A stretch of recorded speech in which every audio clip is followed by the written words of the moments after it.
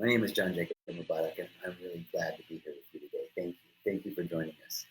So while people are streaming in and we're getting the live stream going, I'm super excited to tell you guys about Rhythmia. So Rhythmia Life Advancement Center in Guanacaste, Costa Rica. Reverend Kathleen McNamara. Hello, hello, hello. So great to see you all. Welcome. Thank you for joining. Welcome. Come in. Come on in. Grab a seat. Take a load off. We're gonna be talking about holding space today. What like holding space for the field of consciousness to express and to deliver all the good, all the love, all the beauty, all the abundance, all the prosperity, all the joy, all the connectivity, all of the harmony, all the balance, all the excellence, all the creativity, for it all to express through you. Holding space for that to happen through you. Becoming a space holder for that to express. But before we do that, let me tell you about Rhythmia. Hey, Shelly, great to see you. Welcome. Hey, everybody. Glad to be here, Tamara. Glad that you're here. So, Rhythmia. Wow. What? Hey, Liz Murphy's coming in. So, I always like to start this talk because this talk is walking the path on Rhythmia's Facebook page, and it goes out on my Facebook page and my Instagram and Rhythmia's YouTube and all that stuff, right? It goes out on all these different channels, but it's under Rhythmia's auspices. I'm so grateful that I get to speak on behalf of Rhythmia, to share with people what's going on at Rhythmia, and then to have a little bit of a talk about something that holding space, which is a way that we manifest things in our lives. So first a little bit about Rhythmia, and then holding space. So Rhythmia, man, what a magical place. I have to tell you, I've been in class this week with the people that are attending the retreat this week. Each week we have a retreat. Every week we're only closed 3 weeks out of the year. So 49 weeks out of the year. Hey, Greg, good to see you, man. 49 weeks out of the year, we're hosting people, courageous and brave people who are coming to do 3 things: to see who they've become, to merge with their soul, and to heal their heart. Hey, Susanna, glad you're here. That's what you're there for, to see who you've become. What does that mean? To see who I've become is to see the coping mechanisms and the protective projected self that I express out, because that's who I think I need to be to get my needs met, because that's who I think I need to feel safe, because that's who I think I need to be to feel loved, to feel enough, to feel like I belong. Right? Those are the core woundings, the things that we're doing. Hey, Liz. Hey, Jesus. Great to see you. Welcome. Zora, great to see you. Wow, everybody's joining in. So happy to have you all here. So, seeing who I've become is seeing some aspect of myself that I don't want to see, hear, know, think, or feel. It's the projected self. It's who I'm projecting out. And there's a gap between who I project out to the world and who I really am. Because if I showed the world who I really am, wouldn't be good. That's the story, right? There's something to protect. There's something to shield. There's something that I have to hide, because that can't be exposed to the world. What I need to present to the world is this. And the spiritual growth and development is the narrowing of that gap to where there's less to hide, less to shield, less to protect.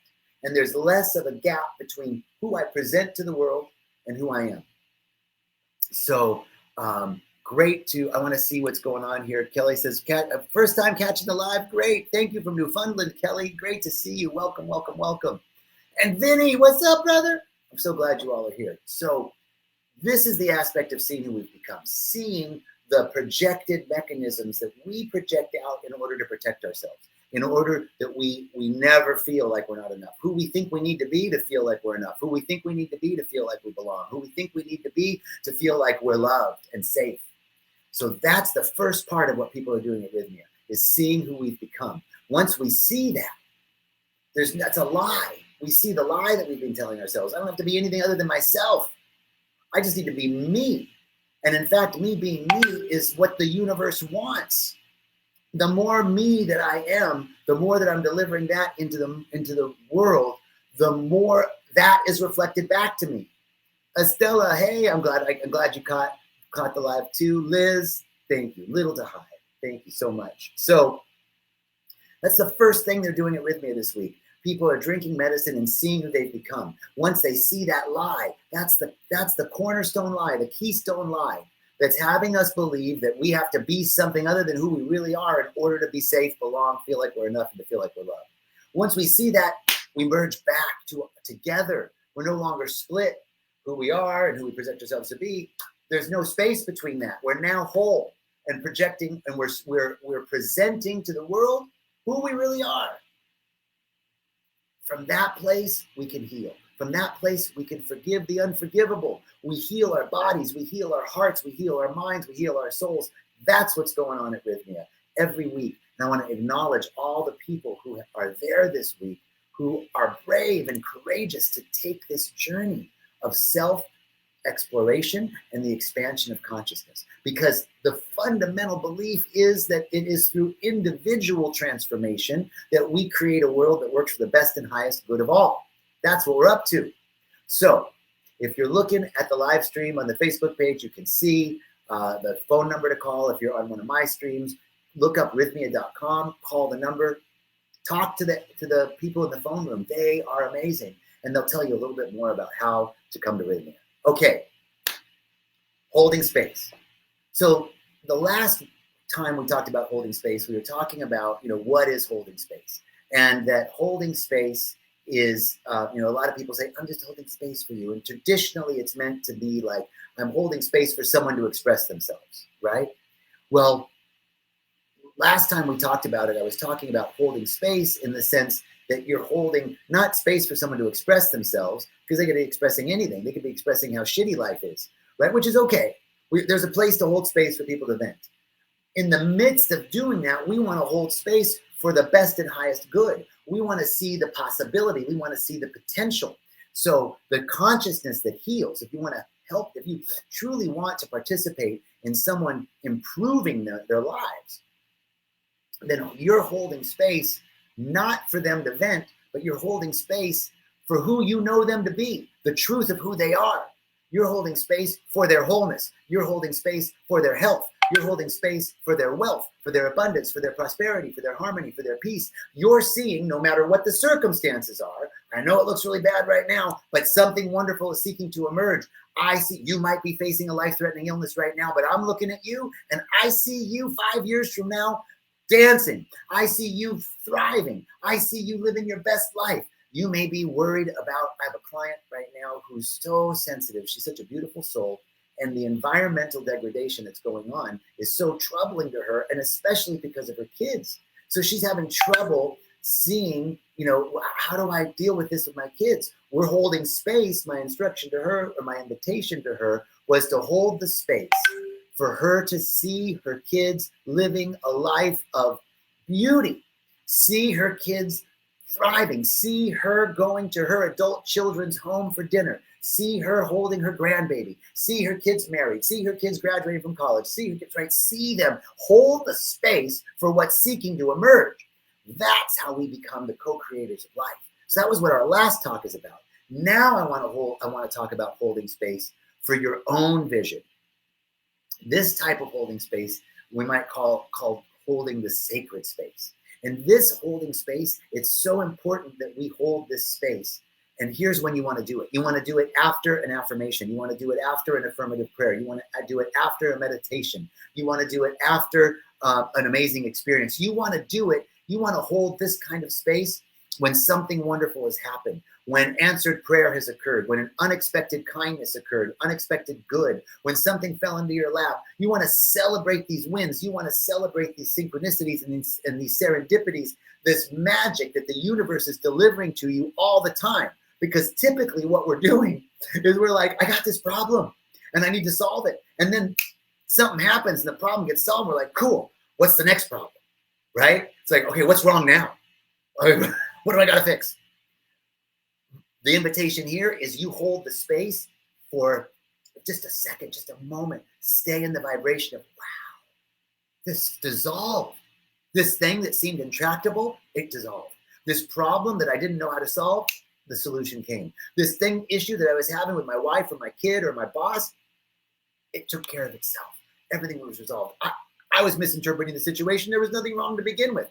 whatever it is, when those little victories, when those moments of high resolve, those moments of bliss, those moments of things happened, and the moments of flow, the moments when things all went your way, when you hit every green light on the way to work, stop and say, thank you, more of this, please. When you go to a retreat and then you come home and you're like, I don't want to go back to work, I just want to be at that retreat. Instead of being, I don't want to go back to work, you stay in the vibration of the retreat and you say, thank you, more of this, please. I want more of this in my life. Let me hold that. Let me just experience that. Let me hold that vibration. This is a powerful holding the sacreds. So we must celebrate our victories. We must acknowledge ourselves. That's another important way to hold the sacred space, is acknowledging yourself. So when we acknowledge ourselves, wow, I did really good today. I didn't get triggered when this thing happened. I did really good today. I acknowledge myself because I went ahead and made that phone call even though I didn't want to. I want to acknowledge myself for taking a minute and listening to this talk even though I was busy. I want to acknowledge myself for taking 2 minutes to meditate even though I was so busy. I just said, before I leave the house, I got to take 2 minutes and meditate, right? Hold the space of your victories. Hold the space of your acknowledgments. Acknowledge yourself. And in this way, you're creating more of that. It's like, in essence, you're saying to the universe, more of that, please. I'd like a second helping. Thank you. Thank you. Extras, right this way. Thank you very much. This is the powerful way that we begin to co-create with the universe. Now, why is it important to hold the sacred space of something that has been accomplished, of something that is if something that's been accomplished, some victory, something to acknowledge ourselves, holding the sacred space after a prayer, when you're in that prayerful moment, when you come out of that meditation and it was like, wow, I saw the possibility in that meditation that everything's going to be okay. Now, hang out in that space. Hang out and everything's okay. When your needs are met, when you have a feeling of, wow, right now I feel like all my needs are met. Hang out in that space. Hold that sacred space, because the universe is reflective. The nature of the universe is a mirror. It reflects back to us what we're putting in. And most of the time, we're putting in fear, doubt, lack, worry, limitation. I'm not enough. This is going to happen. There's no way that's going to happen. I don't see a way out of that. This is intractable. This is unsolvable. This is impossible. That's what we're typically ruminating at. So we want to hold the sacred space to change that vibrational output that's going out into the field, because the field informs the form. The field of energy, of consciousness that's all around us is feeding this physical form. We came from the invisible to the visible. We came from the formless to the form. It's in the Bible, in Genesis. In the beginning, there was the Word, and the Word was with God, and the Word became flesh. In the beginning, there was an idea. In the beginning, there was a vibration. What's a word but a vibration, electromagnetic vibration or frequency in the brain? In the beginning, there was a thought. And that thought was in the realm of thought. That thought was with God in the realm of possibility, in the realm of infinite potential. And then that thought, that idea, lowered its frequency until it took form. We have a mathematical formula for that. It's called the special theory of relativity. Einstein lays it out. E equals mc squared. Energy equals matter. Energy is matter, and matter is energy. Matter is slowed, stored energy, and energy is sped up matter.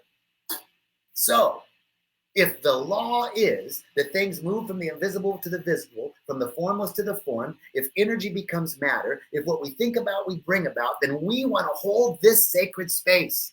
We want to hold this sacred space so that we're generating more of that, putting that out into the field, and the field then informs the form. So, this is the importance of holding that sacred space, of holding on to that feeling at the end of meditation, when something great happens, when you have a joyful moment, when you notice yourself, I'm not worried right now, I'm just happy. Hold that. Don't go, okay, what's wrong? What's the next thing I got to solve? Take a minute. Generate more of that. Amplify and magnify more of that, because the universe reflects back to you what you put in. It is like a mirror. The mirror, when you stand in front of the mirror, you don't have to do anything. You don't have to do anything for that image to come back to you. All you got to do is stand in front of the mirror, bam, it flashes back. And we know that what's coming back is exactly what we're putting in. Okay? So if that's the case, then I want to hold more of that sacred space of something wonderful is happening. I'm in joy right now. I feel healthy right now. I feel good. I acknowledge myself. I went to the gym. I acknowledge myself. I did a walking meditation. I acknowledge myself. I didn't want to do anything, but I went out for a walk and I connected with nature. I acknowledge myself because my kid was really annoying me, but I took a breath and I was right there for him and I didn't get mad. I acknowledge myself because I let somebody in traffic, whatever it is. Acknowledge yourself and then hold that sacred space. This is something we need to be doing all the time. We need to be developing a practice. This is a sacred spiritual practice. Now, I want to take a question here. I'm just looking. Tornado Joe, my brother, he says, why is it so much easier to manifest the failures and disappointments than it is to raise ourselves up with optimism? It's as if our natural state to be down, at least for me. Well, brother, that's a great question. Okay. Our natural state isn't to be down. No. It's easier to be in the realm of disappointment and failure because that is in the realm of the material world. And in this density, right? What are those thoughts? Thoughts of failure and disappointment are dense thoughts. They're heavy thoughts, right? We're in a heavy world. We're in a dense world. There's density here. So in this density, it's easier to vibrate at the frequency of the density because that's where we're at.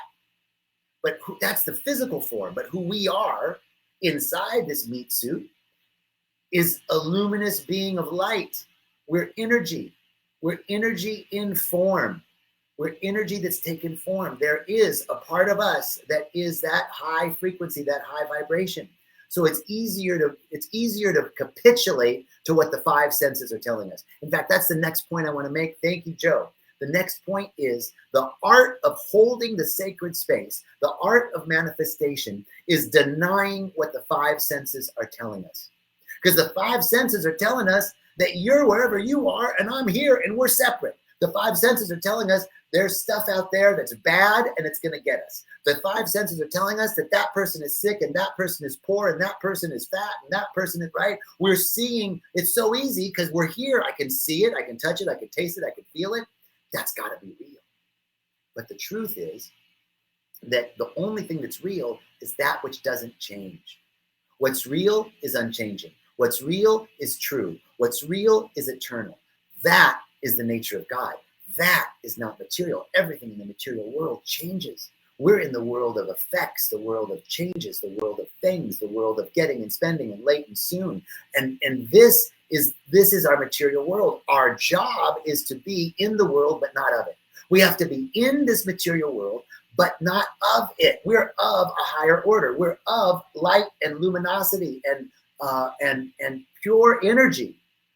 It's in us, but we also have this congealed thing.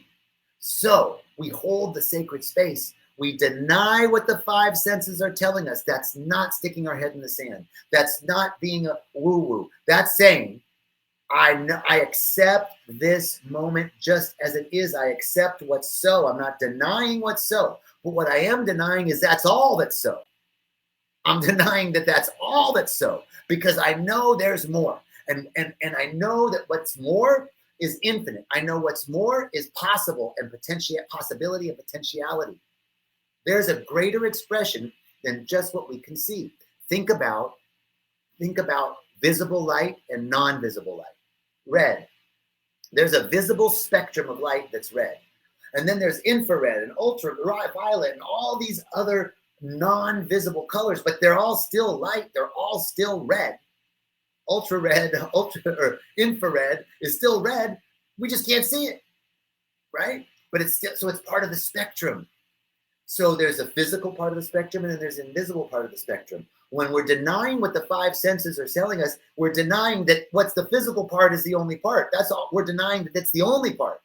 There's more.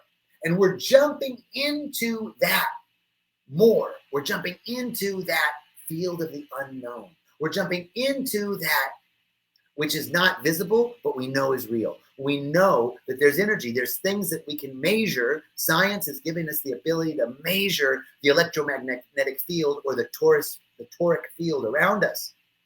So we know that our heart is here and there's a 10-foot toric field of energy around us generated from our heart. And it is that energetic field that's informing the form. It doesn't come from our heart out. It comes from out in. And then it's moving in and out, in and out. It's a circulatory field. So when we hold the space, when we hold the sacred space of what's seeking to emerge, when we deny what the five senses are telling us and jump into the realm of possibility and potentiality, we can see that there's something else possible. We're going to hold the vision for that. We're going to hold the feeling of all my needs are met. We're going to hold the feeling of everything is unfolding in the highest good. We're going to hold the feeling that I'm healthy. I see myself healthy and vital. We're going to hold the feeling that I have everything I need and I need everything I have. We're going to hold that feeling tone, that vibration. And as we hold that sacred space, that all is well, everything is unfolding in divine perfection, all my needs are met. Every activity is the activity of God. There is no loss in the divine mind. There is no limitation to the divine mind. Therefore, I am not limited. I have not lost anything. When we jump into that realm, we're creating a new electromagnetic field. We're creating a new energetic field. We're holding sacred space and watching as what we're holding in the sacred space becomes form, energy into matter. In the beginning, there was the Word, and the Word became flesh. That's what I'm talking about. That's the sacred space that we have to hold. We have to know this truth. The power of our ability to co-create is in the power of us to deny what the five senses are telling us and to jump into the realm of possibility. You know Harriet Tubman. I know you know Harriet Tubman. She was the enslaved woman who escaped slavery in the United States and went back into slave territory after she was free to help free other slaves. And she said she could have saved so many more people, but they didn't believe it was possible. This is holding the sacred space. We have to hold the possibility of what's available to us. We have to hold that it's possible. Our freedom is possible. Our wealth is possible. Our health is possible. Our joyful partnership is possible. Our intimacy and joy is possible. Whatever it is that you want to manifest in your life, we have to hold that it's possible. That's the key. That's holding the sacred space. If we don't even think it's possible, there's no possibility. We got to at least believe it's possible. That's denying what the five senses are telling us and jumping into the realm of possibility, the realm of potentiality. And when we do that, scientifically, we know that there is this energetic field around us and we're informing it and it's informing us. So we're going to pump out the reflective nature of the universe. We're going to pump out all my needs are met. We're going to pump out, oh my God, I'm so happy and I'm so healthy. I'm going to pump out, oh my God, life is good. Life is for me. I live in a friendly universe. It is constantly providing for me. I feel it powerfully happening now. I accept the principle that abundance and prosperity have already been given to me. Therefore, I know that it's already happening. I know that it's true. This is what we're pumping out. You can feel the difference. When you say those things to yourself, you can feel the energy in the core of your being shifting as you allow the truth of those statements to carry you, to uplift you, to lift your mind above confusion. Lift our minds above the density of this heavy sense of disappointment, of failure, or the heavy sense of fear, doubt, lack, limitation, worry. Okay, one more thing. Kelly says, I acknowledge the souls, not the physical. I find it easy to see them. Beautiful, Kelly. We exist in 5D. The 3D isn't all it. Amen, Susanna. Yes, yes, yes. Okay. I think that's our talk today, everybody. I'm so grateful for you joining us. I'm so grateful for your beautiful comments. I'm so grateful for Rhythmia that I get the opportunity to share this. Wow. I'm so grateful for my life. Let me tell you, 10 years ago, I was working in an office. How did this happen? Possibility, baby. How did this happen? Daily practice. Focusing on the expansion of consciousness. And little by little, life led me in a different way. And it can lead you too. Everything's possible. It's possible. You gotta believe it's possible.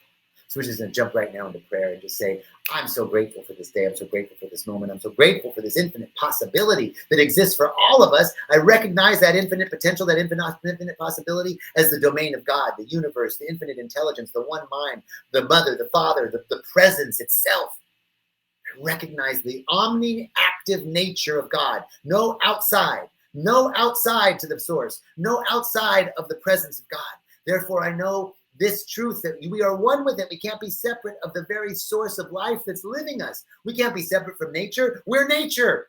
We can't be separate from biology. We're biology. We can't be separate from the nature of life that's expressing itself because we are the expressed nature of life itself. We're the thing itself. I am that which thou art that which I am. So from this place of unified awareness, I speak the word for each one in this listening to my voice now, or maybe listening it on the replay, that I know this truth, that everyone is on their own royal road. They are being led by an infinite intelligence that's guiding their steps. Each one, no matter what the appearances are, might look like a dark night of the soul, might look like there's no way out, might look like it's always been this way, it's never going to change. No. I speak the word, knowing this truth, that what hasn't happened in a year can happen in a day. We wait on this truth that all things are unfolding in divine perfection, that everything has its perfect timing, that you have your perfect timing. We stand in absolute acceptance. There's a knower within each one of you that knows to accept exactly what's so. That's not wringing our hands and saying that's the way it is. No, that's accepting this present moment so that we can do our work of holding the sacred space for what's seeking to emerge, which is more joy, more love, more beauty, more abundance, more prosperity, more health, more vitality, more connectivity, more community, more fellowship, more abundance, more peace, more harmony, more excellence, more creativity. That's what's seeking to emerge for each one. So we open up to receive. We stand back in such gratitude for this gift of life. We give thanks for it. And it's multiplied within each one. And we get to pass it on. We get to pass it on to those who might need a little upliftment. So we pass it on. And in God's good way, it is multiplied, amplified, and magnified, and returned to us. And so it is. Amen. Now, here's where we hold the space. Wait a minute. Hold that space. Do you feel that energy we just created in that prayer? Hold it. Life is good. Everything's unfolding. I feel this right now. Yes. Hold the space. Hold the sacred space. Inform the field. Generate this. Allow it. Allow the universe to reflect back to you what you're putting in. Hold the space. Woo! Yes. And so it is. That's what I mean by holding space. Thank you. Thank you. Thank you. Thank you. Thank you. Thank you. Thank you. Thank you. Thank you. Love you guys. Have a beautiful day. I'll talk to you soon.